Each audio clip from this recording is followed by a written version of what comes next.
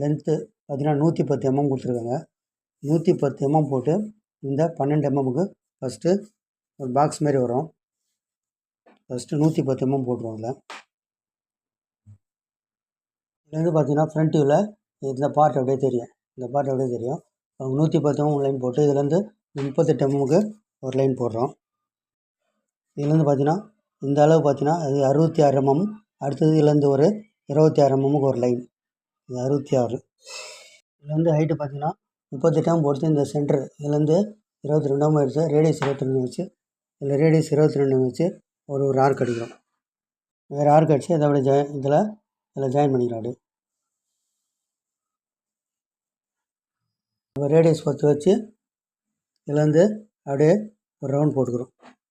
இந்த ரேடியஸ் பார்த்தீங்கன்னா 22 mm கொடுத்துருக்காங்க. இந்த மாதிரி லைன் போட்டாச்சு. இது 88 இது வந்து 44 வச்சு இதுலேருந்து ரேடியஸ் 22 வச்சு ஒரு ஆர்க் அடிக்கும். இதில் டயா எவ்வளோ கொடுத்துருக்காங்கன்னா 22 பார்த்தீங்கன்னா 22 டயா கொடுத்துருக்காங்க. ரேடியஸ் 11 வச்சு இதில் ஒரு ரவுண்ட் போட்டுக்கிறோம்.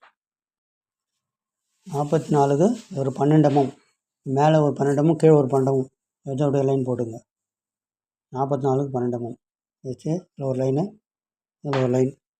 சைடில் பார்த்தீங்கன்னா இந்த பக்கம் பார்த்தீங்கன்னா 44க்கு 12 ஃபஸ்ட்டு ஒரு லைன் போட்டுக்கணும். இது 44 இதில் வந்து 12 எடுத்து பாக்ஸ் போட்டுக்கணும்.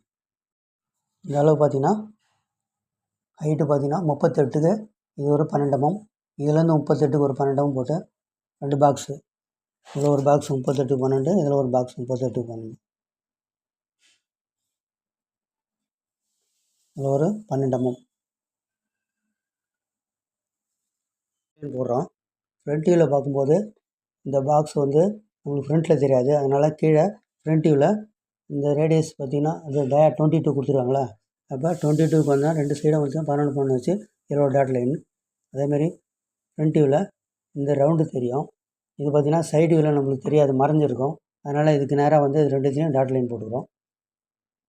அடுத்தது இந்த ரவுண்டு பார்த்திங்கன்னா இப்போ சைடு வியூலையும் தெரியும். சைடு வியூவில் பார்த்திங்கன்னா அந்த ரவுண்டு தெரியாது, அது கீழே வந்து டாட் லைன் போட்டுக்கிறோம்.